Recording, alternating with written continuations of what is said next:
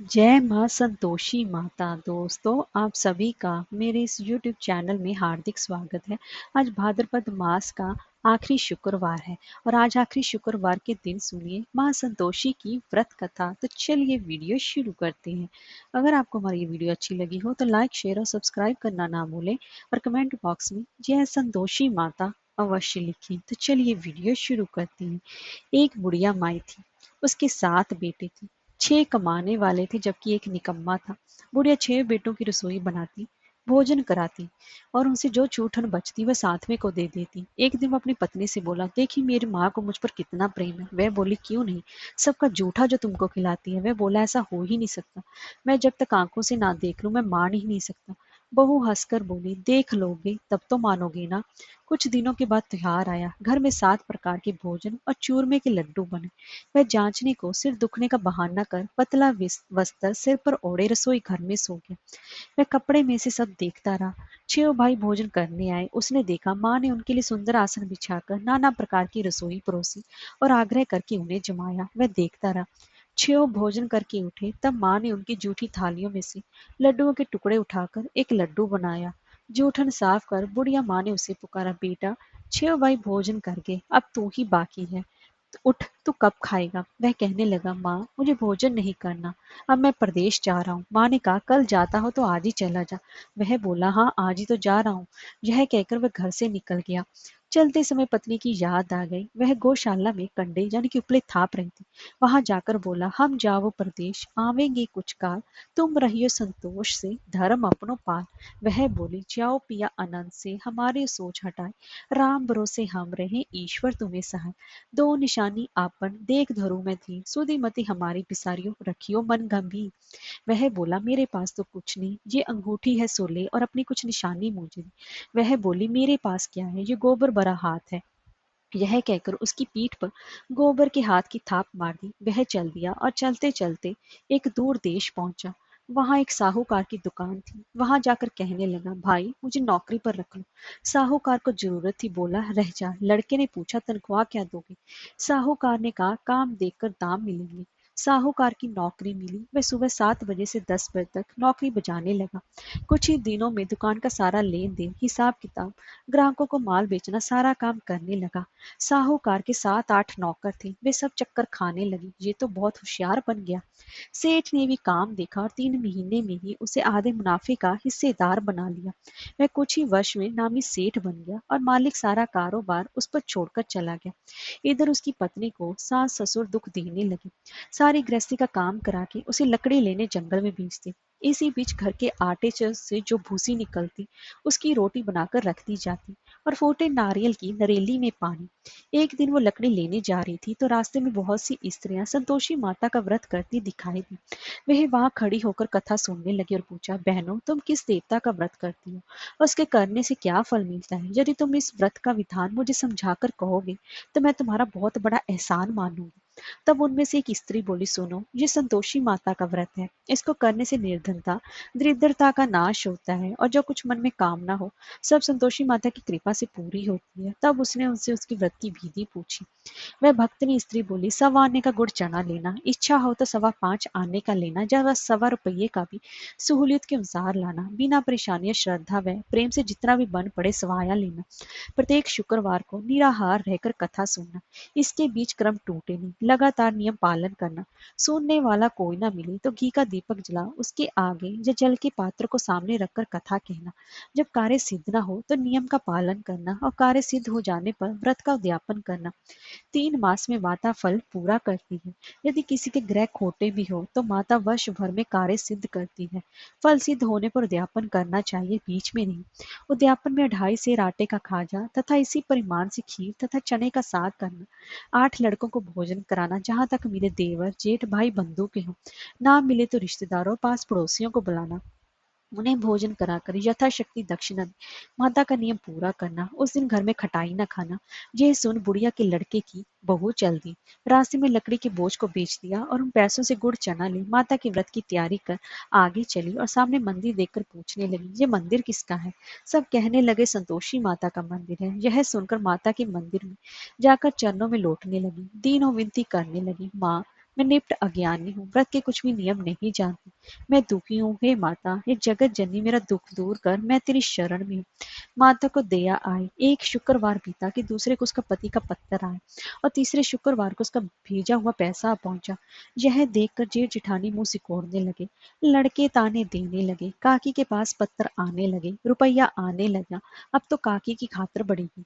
बेचारी सरलता से कहती, भैया कागज आवे रुपया आवे, हम सबके लिए अच्छा है। ऐसा कहकर आंखों में आंसू भरकर संतोषी माता के मंदिर में मातेश्वरी के चरणों में गिरकर रोने लगी। माँ, मैंने तुमसे पैसा कम मांगा है। मुझे पैसे से क्या काम है, मुझे तो अपने सुहाग से काम है। मैं तो अपने स्वामी के दर्शन मांगती हूँ। तब माता ने प्रसन्न होकर कहा, जा बेटी, तेरा स्वामी आएगा। यह सुनकर खुशी से बावली होकर घर में जा काम करने लगी। अब संतोषी माँ विचार करने लगी, इस भोली पुत्री को मैंने कह तो दिया कि तेरा पति आएगा, लेकिन कैसे? वह तो इसे स्वप्न में भी याद नहीं करता। उसे याद दिलाने को मुझे ही जाना पड़ेगा। इस तरह माता जी उस बुढ़िया के बेटे के पास जा सपने में प्रकट हो कहने लगी, साहूकार के बेटे, सो रहा है या जागता है? वह कहने लगा, माता सोता भी नहीं और जागता भी नहीं, कहो क्या क्या? माँ कहने लगी, तेरे घर बार कुछ है कि नहीं? वह बोला, मेरे पास सब कुछ है। माँ बाप है, बहू है, क्या कमी है? माँ बोली, भोले पुत्र, तेरी बहू घोर कष्ट उठा रही है, तेरे माँ बाप उसे परेशानी दे रहे, वह तेरे लिए तरस रही है, तू जाकर उसकी सुध ले। वह बोला, हाँ माता जी, ये तो मालूम है, परंतु जाऊं तो कैसे? प्रदेश की बात है, लेन देन का कोई हिसाब नहीं, कोई जाने का रास्ता नहीं आता, कैसे चला जाऊं? माँ कहने लगी, मेरी बात मान, सवेरे नहा धोकर संतोषी माता का नाम ले, घी का दीपक जला, दंडवत कर दुकान पर जा बैठ। देखते देखते सारा लेन देन चुक जाएगा, जमा का माल बिक जाएगा, सांझ होते होते धन का भारी ढेर लग जाएगा। अब बूढ़े की बात मानकर मैं नहा धोकर संतोषी माता को दंडवत, घी का दीपक जला दुकान पर जा बैठा। थोड़ी देर में देने वाले रुपया लाने लगे, लेने वाले हिसाब लेने लगे। कोठे में भरे सामान के खरीदार नकद दाम दे सौदा करने लगे। शाम तक धन का भारी ढेर लग गया। मन में माता का नाम ले, चमत्कार देख प्रसन्न घर ले जाने के वास्ते गहना कपड़ा सामान खरीदने लगा। यहाँ काम से निपट कर तुरंत घर को रवाना हुआ। उधर उसकी पत्नी जंगल में लकड़ी लेने जाती है। लौटते वक्त माता जी के मंदिर में विश्राम करती। वह तो प्रतिदिन उसके रुकने का स्थान जो ठहरा। धूल उड़ती देखकर मैं माता से पूछती है, हे माता, ये धूल कैसे उड़ रही है? माता कहती है कि ये पुत्री, तेरा पति आ रहा है, अब तू ऐसा कर, लकड़ियों के 3 बोझ बना ले, एक नदी के किनारे रख, दूसरा मेरे मंदिर पर व तीसरा अपने सिर पर। तेरे पत्रियों को पति को लकड़ियों का गट्ठर देखकर मोह पैदा होगा, वहां यह रुकेगा और नाश्ता पानी खाकर माँ से मिलने जाएगा। तब तू लकड़ियों का बोझ उठाकर जाना और चौक में गट्ठर डालकर जोर से आवाज लगाना, लो सासू जी, लकड़ियों का गट्ठर लो, भूसी की रोटी दो, नारियल के खेपड़े में पानी दो, आज मेहमान कौन आया है? माता जी से बहुत अच्छा कहकर वह प्रसन्न मन से लकड़ियों के 3 गट्ठर बनाई, एक नदी के किनारे पर और एक माता जी के मंदिर पर रखा। इतने में मुसाफिर आ पहुंचा। सूखी लकड़ी देखकर उसकी इच्छा उत्पन्न हुई कि हम यहीं पर विश्राम करें और भोजन बनाकर खा पीकर गांव जाएं। इसी तरह रुककर भोजन बना विश्राम करके गांव को गया। सबसे प्रेम से मिला। उसी समय सिर पर लकड़ी का गट्ठर लिए हुए उतावली सी आती है। लकड़ियों का भारी बोझ आंगन में डालकर जोर से 3 आवाज देती है, लो सासू जी, लकड़ियों का गट्ठर लो, भूसी की रोटी दो, आज मेहमान कौन आया है? यह सुनकर उसकी सास बाहर आकर अपने दिए हुए कष्टों को भुलाने हेतु कहती, बहू, ऐसा क्यों कहती है? तेरा मालिक ही तो आया है, आ बैठ, मीठा भात का भोजन कर, कपड़े गहने पहन। उसकी आवाज सुनकर उसका पति बाहर आ जाता है। अंगूठी देकर व्याकुल हो जाए, माँ से पूछता है, माँ ये कौन है? माँ बोली, बेटा ये तेरी बहू है, जब से तू गया है तब से सारे गांव में भटकती फिरती है, घर का काम काज कुछ करती नहीं, 4 पहर आकर खा जाती है। वह बोला, ठीक है माँ, मैं इसे भी देखा और तुम्हें भी, अब दूसरे घर की ताली दो, उसमें रहूंगा। माँ बोली, ठीक है, जैसी तेरी मर्जी। तब वह दूसरे मकान की तीसरी मंजिल का कमरा खोलकर सारा सामान जमाया। एक दिन में राजा के महल जैसा ठाट बाट बन गया। अब क्या था, बहु सुख भोगने लगी। इतने में ही शुक्रवार आया। उसने पति से कहा, मुझे संतोषी माता के व्रत का उद्यापन करना है। पति बोला, खुशी से कर लो। वह उद्यापन की तैयारी करने लगी। जिठानी के लड़कों को भोजन के लिए कहने लगे। उन्होंने मंजूर किया, परंतु पीछे से जिठानी ने अपने बच्चों को सिखाया, देखो भोजन के समय खटाई मांगना, जिससे कि उसका उद्यापन पूरा ना हो। लड़के जीवने आए, खीर खाना पेट भर खाया। परंतु बाद में खाते कहने लगे, हमें खटाई दो, खीर खाना हमको नहीं भाता। देखकर अरुचि होती है। वह कहने लगे, भाई खटाई किसी को नहीं दी जाएगी, ये तो संतोषी माता का प्रसाद है। लड़के उठ खड़े हुए बोले, पैसा लाओ। बोली बहू कुछ जानती नहीं थी, उन्हें पैसे दी थी। लड़के उसी समय हट करके इमली खटाई ले खाने लगी। यह देखकर बहू पर माता जी ने कोप किया। राजा के दूत उसके पति को पकड़कर ले गए। जेठ जेठानी मन माने वचन कहने लगे, लूट लूट कर धन इकट्ठा कर लाया है, अब सब मालूम पड़ जाएगा जब जेल की मार खाएगा। बहू से ये कुछ सहन नहीं हुआ। रोती हुई माता जी के मंदिर की कहने लगी कि हे माता, तुमने क्या किया। हंसाकर अब भक्तों को रुलाने लगी। माता बोली, बेटी तूने उद्यापन करके मेरा व्रत भंग किया है। मैं कहने लगी, माता मैंने कुछ भी अपराध किया है तो मैंने तो भूल से लड़कों को पैसे दिए दी थी, मुझे क्षमा करो, मैं फिर तुम्हारा उद्यापन करूंगी। माँ बोली, अब भूल मत करना। वह कहती, अब भूल नहीं होगी, अब बताओ वे कैसे आएंगी। माँ बोली, जा पुत्री, तेरा पति तुझे रास्ते में आता मिलेगा। वह निकली, राह में पति आता मिला। वह पूछी, कहाँ गए थे। वह कहने लगा, इतना धन जो कमाया है उसका टैक्स राजा ने मांगा था, मैं भरने गया था। वह प्रसन्न हो बोली, भला हुआ, अब घर को चलो। कुछ दिनों के बाद फिर शुक्रवार आया। वह बोली, मुझे फिर माता का उद्यापन करना है। पति ने कहा, कहो।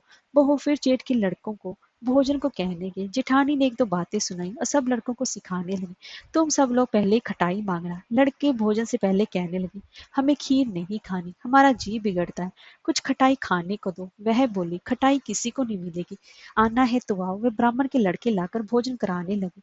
यथाशक्ति दक्षिणा की जगह एक एक फल उन्हें दिया। संतोषी माता प्रसन्न हुई। माता की कृपा होते ही 9वें मास में उसके चंद्रमा के समान सुंदर पुत्र प्राप्त हुआ। पुत्र को पाकर वे प्रतिदिन माता जी के मंदिर को जाने लगे। माँ ने सोचा, ये रोज आती है, आज क्यों ना इसके घर चलूं। यह विचार कर माता ने भयानक रूप बनाया। गुड़ चने से सना मुख, ऊपर सूंड के समान होठ, उस पर मक्खियां बीन बना रही थी। देहली पर पैर रखती उसकी सांस चलाई। देखो रे, कोई चुड़ैल डाकिन चली आ रही है, लड़कों इसे भगाओ नहीं तो किसी को खा जाएगी। लड़के भगाने लगे, चिल्लाकर खिड़की बंद करने लगे। बहू रोशनदान में से देख रही थी। प्रसन्नता से पगली बंद चिल्लाने लगी, आज मेरी माता जी मेरे घर आई है, मैं बच्चे को दूध पीने से हटाती है। इतने में ही सास का क्रोध फट पड़ा। वह बोली, क्या उतावली हुई है, बच्चे को पटक दिया। इतने में ही माँ के प्रताप से लड़के ही लड़के नजर आने लगे। वह बोली, माँ मैं जिसका व्रत करती हूँ ये संतोषी माता है।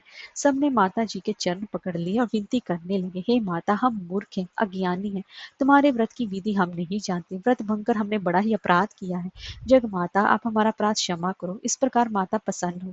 बहू को प्रसन्न हो जैसा फल दिया, हे माता सभी को देना। कहानी कहने वाले और सुनने वाले की सभी की मनोकामनाओं को पूर्ण करना। जय संतोषी माता।